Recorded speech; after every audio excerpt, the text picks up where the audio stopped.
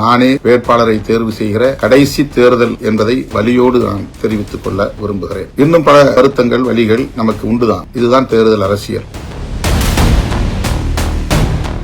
அன்பார்ந்த தோழர்களே, என் உயிரின் உயிரான விடுதலை சிறுத்தைகளே, அனைவருக்கும் வணக்கம்.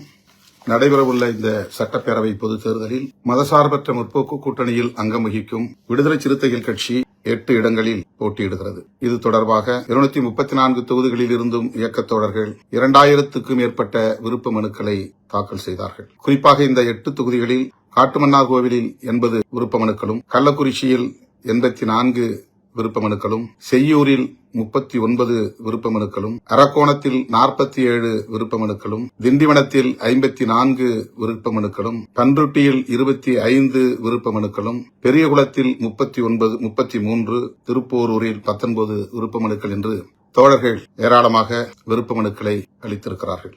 80 பேரில் காட்டுமன்னார்குடியில் ஒருவரைத்தான் தேர்வு செய்ய முடியும் என்பது உங்களுக்கு தெரியும். அதுபோல 84ல் 1, 39ல் 1, 47ல் 1, 54ல் 1, 25ல் 1, பெரியகுளம் 33ல் 1, திருப்போரூரில் 19ல் 1 என்று தேர்வு செய்து அறிவிக்கிற நிலையில் எஞ்சிய தோழர்கள், விருப்ப மனுக்களை தாக்கல் செய்த தோழர்கள் தங்களுக்கு அந்த வாய்ப்பு கிடைக்கவில்லை என்கிற அதிர்ச்சிக்கு ஆளாக நேரும். அரசு எதிர்கொண்டாக வேண்டும் என்கிற ஒரு அரசியல் ஒவ்வொரு கட்சியிலும் நிலவுகிற ஒரு அரசியல் தான். ஆகவே தேர்வு செய்யப்படுகிற தோழர்கள் மட்டும்தான் தகுதி பெற்றவர்கள், மற்றவர்கள் தகுதியற்றவர்கள் என்ற பொருளில் அல்ல. ஆனால் ஒருவரைத்தான் தேர்வு செய்ய முடியும் என்கிற நிலையில் இந்த வாய்ப்பு கிட்டாத தோழர்களுக்கு என்னுடைய ஆறுதலை முதலில் தெரிவித்துக் கொள்கிறேன். அதனால்தான் உயர்நிலைக் குழுவிலே நான் சொன்னேன், இப்படி தேர்வு செய்யக்கூடிய ஒரு நிலை கட்சி தலைவருக்கு இருக்கக்கூடாது. கட்சியின் மாவட்ட நிர்வாக குழுவில் வேட்பாளரை தேர்வு செய்து அனுப்ப வேண்டும்.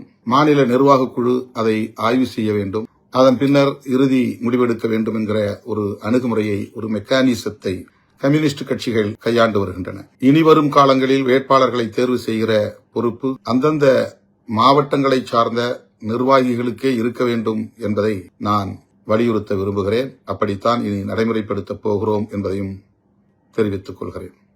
இதுதான் நானே வேட்பாளரை தேர்வு செய்கிற கடைசி தேர்தல் என்பதை வலியோடு நான் தெரிவித்துக் கொள்ள விரும்புகிறேன். இந்த தேர்தலில் நாம் எதிர்கொள்ளவிருக்கிற நெருக்கடிகள், வலதுசாரிகள் இங்கே வலுப்பெற்றுவிடக் கூடாது என்பதுதான்.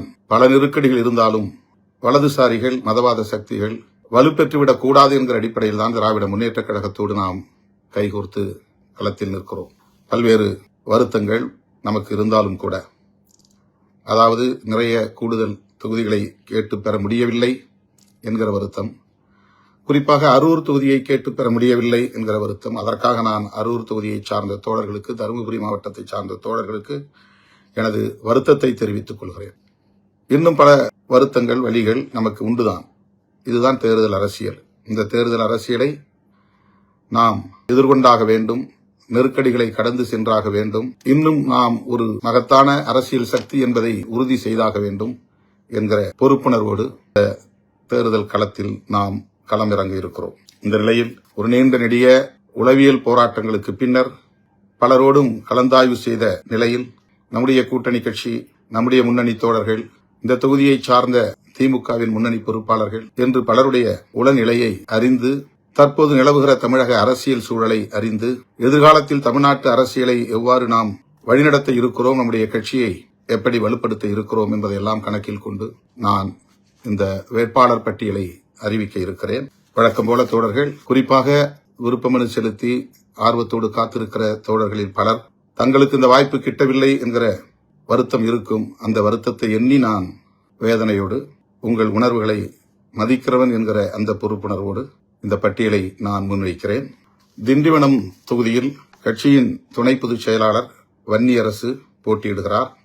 பெரியகுளம் தொகுதியில் கட்சியின் துணை பொதுச் செயலாளர் மூத்த தோழர் சக்திவேல் என்கிற ஆற்றல் அரசு போட்டியிடுகிறார். அரக்கோணம் தொகுதியில் கட்சியின் துணை பொதுச் செயலாளர் வழக்குரைஞர் எழில் கரோலின், பன்ருட்டி தொகுதியில் இஸ்லாமிய ஜனநாயக பேரவையின் மாநில செயலாளர் அப்துல் ரஹ்மான் போட்டியிடுகிறார். திருப்போரூர் தொகுதியில் கட்சியின் அமைப்பு செயலாளர் பன்னீர்தாஸ் போட்டியிடுகிறார். கள்ளக்குறிச்சி தொகுதியில் முனைவர் வழக்குரைஞர் கு மாலதி போட்டியிடுகிறார். செய்யூர் தொகுதியில் கட்சியின் பொதுச் செயலாளர் தோழர் சிந்தனை செல்வன் போட்டியிடுகிறார். காட்டுமன்னார்கோயில் தொகுதியில் கட்சியின் தலைவர் என்கிற முறையில் நான் போட்டியிடுகிறேன். தமிழக அரசியலில், மாநில அரசியலில் நாம் கவனம் செலுத்த வேண்டியிருக்கிறது. இந்த சட்டமன்ற பொதுத் தேர்தலுக்கு பிறகு தமிழ்நாட்டு அரசியல் சூழல் வெகுவாக மாற இருக்கிறது. இந்த நிலையில் காட்டுமன்னார் கோவிலில் நான் வேட்பாளராக போட்டியிடுகிறேன். காட்டுமன்னார் கோவிலில் தொல் திருமாவளவன். பெரியகுளத்தில் சக்திவேல் என்கிற ஆற்றல் அரசு, திண்டிவனத்தில் வன்னி அரசு, அரக்கோணத்தில் வழக்குரைஞர் எழில் கரோலின், பன்ருட்டியில் அப்துல் ரஹ்மான், திருப்போரூரில் பன்னீர்தாஸ், கள்ளக்குறிச்சியில் கு மாலதி, செய்யூரில் சிந்தனை செல்வன், காட்டுமன்னார் கோவிலில் தொல் திருமாவளவன். இந்த வேட்பாளர்களுக்கு இயக்கத் தோழர்கள் முழுமையான ஒத்துழைப்பை நல்கி அவர்களின் வெற்றிக்கு பாடாற்ற வேண்டும். 8க்கு 8 நாம் வெற்றி பெற வேண்டும். 100க்கு 100 நாம் வெற்றி பெற வேண்டும். தமிழ்நாட்டு அரசியலின் திசை வழியை தீர்மானிக்கிற ஒரு மாபெரும் அரசியல் சக்தியாக நாம் மீண்டும் வலுப்பெற வேண்டும். கடந்த முறை வென்ற தோழர்களில் 3 குறிப்பாக தம்பி எஸ் பாலாஜி, தம்பி ஆலூர் ஷானவாஸ், நம்முடைய பனையூர் பாபு ஆகிய 3 இந்த முறை வாய்ப்பளிக்க இயலவில்லை என்பதை வருத்தத்தோடு தெரிவித்துக் கொள்கிறேன். வேட்பாளர்களின் வெற்றிக்கு இயக்கத் தோழர்கள் முழுமையாக ஒத்துழைப்பு நல்க வேண்டும். வாய்ப்பு கிட்டாதவர்கள் பொறுத்திருள வேண்டும் என்று கேட்டுக்கொள்கிறேன்.